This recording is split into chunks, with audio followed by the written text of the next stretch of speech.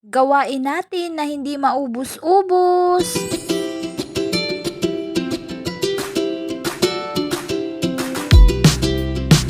Ang paglalaba talaga ang hindi matapos-tapos na gawain ng magulang o ng nanay. Kahit kasi maisampay na lahat, maya-maya meron ka na namang makikita sa basket ng mga labahan. Pero sabi nga, ipagpapasalamat natin kapag marami tayong labahan kasi nga ibig sabihin marami kayo at kompleto kayo sa pamilya. At mas maganda nga kung nagtutulungan, para mas mabilis rin matapos ang mga gawain. At dahil nga walang pasok, eto at pinagsasaing ko si kuya. Sabi ko sa kanya, ikaw muna magsasaing ngayon dahil uunahin ko ng laba ang mga kumot. Madalas kasi dito after lunch umuulan na, kaya maghahabol ako ng araw para naman mabilis matuyo ang mga sampay ko. Uy, hinahabol yung araw, walang ganun! Pero kasi sa panahon ngayon na weather din nung araw at ang ulan, ako hindi pwedeng pabagal-bagal sa paglalaba. Pero bumabagal talaga ang paglalabada kapag may cellphone kang dala-dala.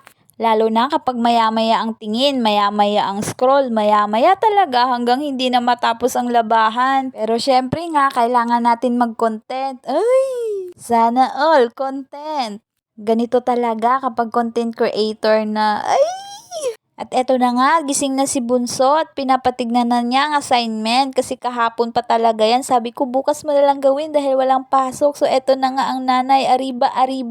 Hindi kasi yan mapalagay kapag hindi magawa agad yung assignment niya. O diba ang sipag naman sa mana girl? Nakakapanghinaya nga kung gugupitin ang mismong libro. Kaya sabi ko photocopy ko na lang para gupitin na lang niya. Kakagising nga lang niya at eto agad ang naisipan niyang gawin.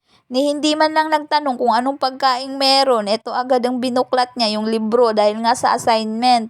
Hinahayaan ko na rin siya na magupit nito para naman masanay na rin siya. Tinuturo ko lang sa kanya kung anong gagawin at siya nang bahala dyan. O diba tignan nyo naman siya na magdikit-dikit at alam na rin niya kung saan niya ididikit yung mga yan. Sabi ko nga tapusin na niya at magluluto na rin ako ng ulam. Binigyan kami ng malaking isda kahapon ng kapitbahay kaya pinaksiw ko yung iba at yung iba naman prinito ko. At eto nga nilagyan ko nga ng gata. Ang problema, hindi pala ako nakabili ng pechay. Pero goods na yan, ulam na yan at masarap kapag may gata. Continue nga ako at magbabanlaw na ako ng mga kumot. Ganito ang ginagawa ko pag nagbabanlaw ako, inaapak-apakan ko na lang kasi nga ang hirap dahil mabigat ang mga kumot. Hay, kailan kaya ako makakabili ng washing na paglabas ng labahin isasampay na lang agad?